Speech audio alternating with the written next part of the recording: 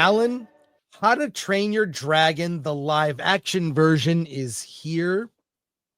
If you're a fan of the original animation, which came out in 2010, it was a huge hit, spawned two sequels. The CG animated movie of Vikings with and their sworn enemies, the dragons, while one young boy, Hiccup, befriends a dragon he names Toothless. They form a friendship. They're kind of like a boy and his dog, but it's a boy and his dragon. And the live action, uh, how does it compare to the 2010 original movie? 69. That's the thing. How does it compare? And then we'll get into what we thought of it. How does it compare? It's practically a shot-for-shot remake of the original. Yeah, there's not a whole lot of difference. Wait, look, I mentioned in my review, did this movie need to be made? The answer is no. This movie did not need to be made. Is the movie fun? Yeah, the movie's fun. And I'll say this: the dragon design is accurate to the original animation. I mean, Toothless is. I mean, it's almost the same. I mean, more detailed. It's the same dragon. I mean, what you're saying. Listen what you're saying. Hold on, listen what you're saying. So in the original cartoon, Toothless was a 3D animated dragon. In this one, Toothless is a 3D animated dragon. Of course they look the same because they're using the same technology. All you're doing is you're replacing the cartoon characters with live people.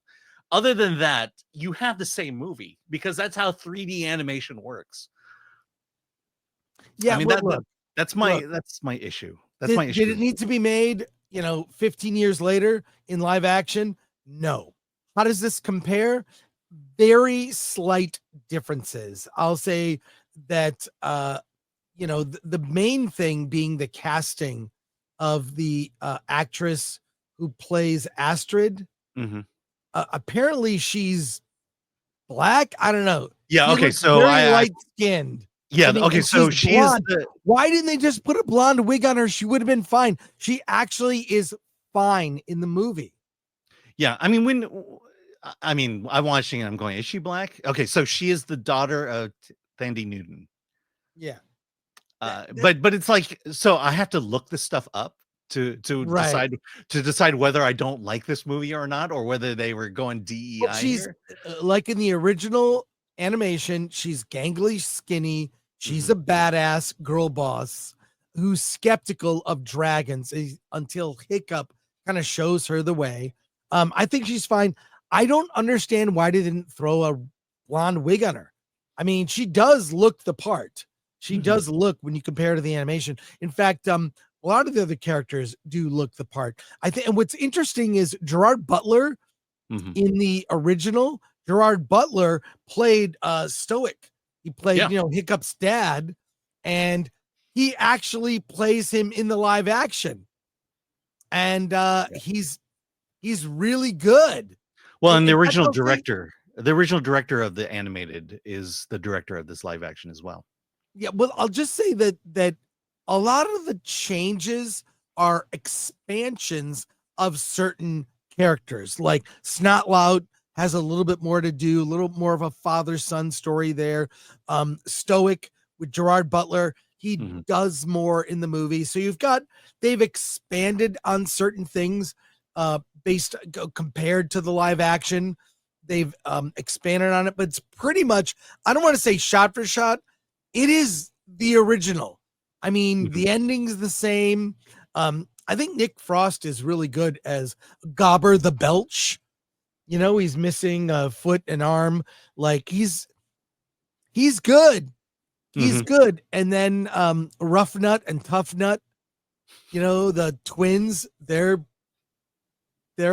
right out of the animation. I just wonder, why did they need to make this? And I read somewhere the budget for the live action is actually less than the budget of the animation. Yeah.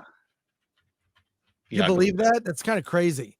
So, they're gonna fast track a sequel. I'm sure it will do very well at the box office. Did it need to be made? No. But in an era when Hollywood is bankrupt of ideas, and when is it not? This is what we're doing, folks.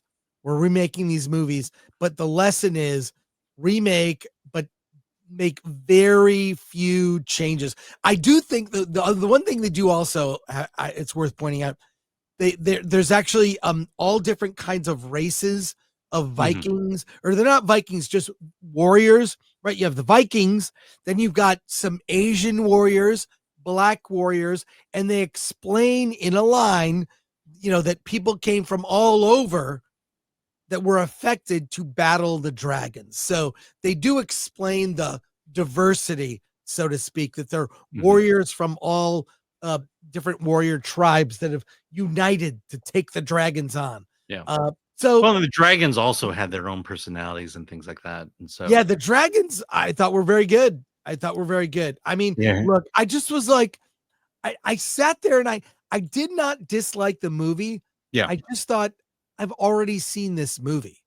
I even talked to my daughter. I said, do you want to go see it? She did not want to go. Yeah, that was my daughter's exact response as well. Yes. She said, I don't want to see How to Train Your Dragon because I've already seen How to Train Your Dragon. Yeah, She I mean, does not want to go. I feel like she, in some way, kind of resents the fact that they they're not making new stuff. I mean, I don't know. It's just, so look, there are some minor differences, but I think this is fine. Yeah, Like, I mean, I remember watching the first one and it was good and I wasn't overwhelmed by it. And then when I realized I was going to see the live action, I realized I'm probably not going to see a greater version than the one I saw originally. Right. And It's not that was better. certainly true. It's not better. Yeah, here, let me throw up the box office here just real quick. You could zoom in on it. Yeah, there we go. But you can see down here the first one, opening weekend 43 million, worldwide box office was a $500 million. Adjust for inflation, all that blah blah blah.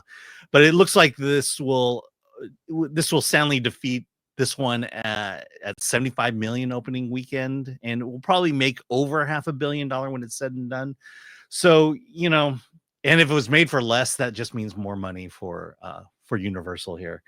My only thing about that weekend box office was, they had that early fan access on Wednesday, but you could only watch it in IMAX or 3D. And I was going to take my family to see it, but not at $25 a ticket. Oh yeah. Yeah. And so, well, do you recommend? I'll say this. Yeah. I'm giving it a bare recommend. It's fine. You could wait for streaming or whatever. It's fine, but you can already watch How to Train Your Dragon now. The original from 2010. They're not much different. Even the music is the same. They use the same score. Like someone must have come to them and said, look, we're watching these Disney ones come out and they're changing them. Not a good idea. Let's not change ours. Keep it simple. KISS, keep it simple, stupid. Just do a translation. Yeah. I mean, look, this movie is for families and it will do well just on that fact. But the reality is all they did was they took the original animated feature, took out all the cartoon people and replaced them with real people. And then other than that, the sets look the same. As you say, the music is the same. The story is the same. The dragons are exactly the same. So, this is definitely a cash grab because look, they're going to double the revenue they made from the original film. Well, I'll just say this, that I know this film was not made with AI, but it might as well have been. And it's fine. Yeah. So bare recommend for me, Alan. Can you imagine if they used AI to make the X-rated version of this? I can't imagine that, but Alan, do you give it a recommend? Yes, recommend, bare recommend. Recommend. Okay, a bare recommend for me.